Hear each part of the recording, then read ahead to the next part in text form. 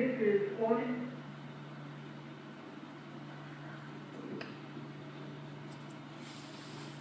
To make a fair and objective assessment of India's bid to join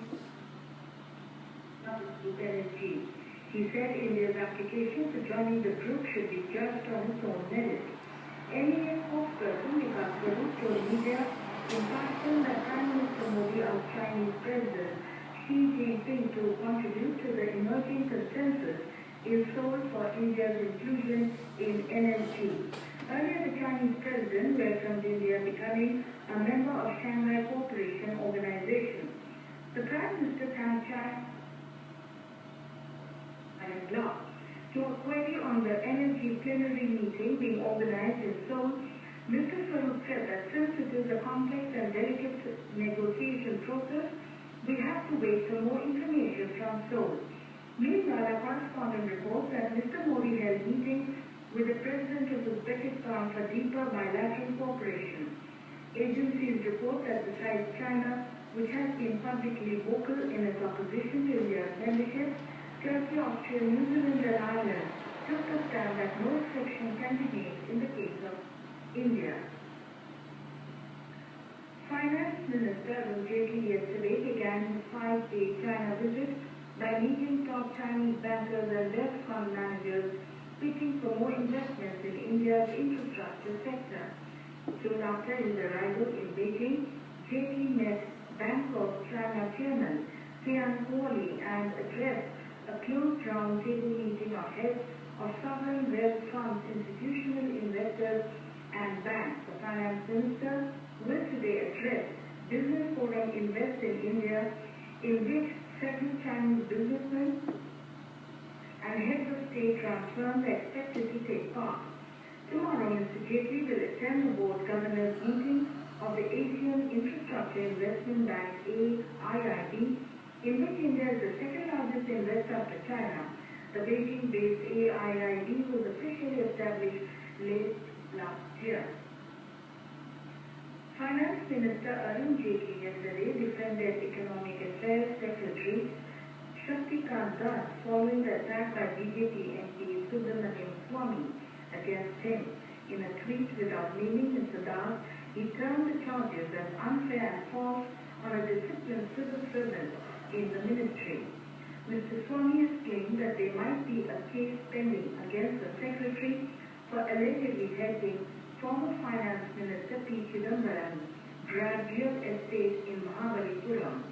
Earlier, he had also demanded sacking of Chief Economic Advisor Arvind Subramaniam, alleging he had asked the Congress to adopt a rigid stand on GST bill. In Britain, voting is underway in a historic referendum on whether the UK should remain a member of the European Union or leave. According to the Electoral Commission, over 46 million people are entitled to take part in the referendum.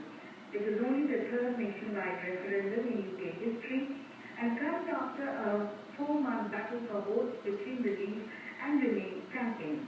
After the referendum polls closed, sealed ballot boxes will be collected and transported to the counting venue for each of the 382 local counting areas. Meanwhile, European Commission Chief Jean-Claude Juncker warned there could be further renegotiations, whatever the result.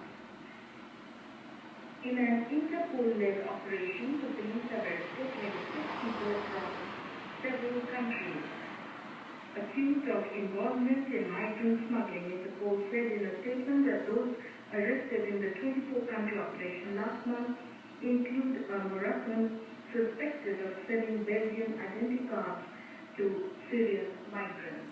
To end the bulletin, headlines once again. Prime Minister Narendra Modi urges China to make fair and objective assessment of India's bid to join the NSG. Union Finance Minister Arun Jaitley interacts with Chinese banks in Beijing, calls upon them to invest in India.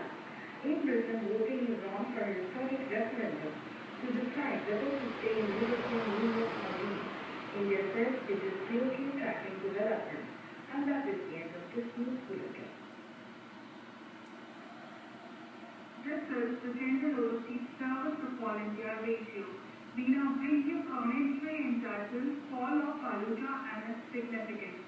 Script by Dr. Zakir Hussain, research scholar, ICWA, and read by Surya G. Yadav. Iraqi Prime Minister Haider al-Abadi has tweeted, "Fallujah is back to the nation. The Iraqi forces, its counter-terrorism unit and rapid response forces retook the central building in Fallujah city from the Islamic State IS after more than 2 years. Fallujah was the first Iraqi city to fall to the extremist forces in January 2014. Before launching the final offensive, Operation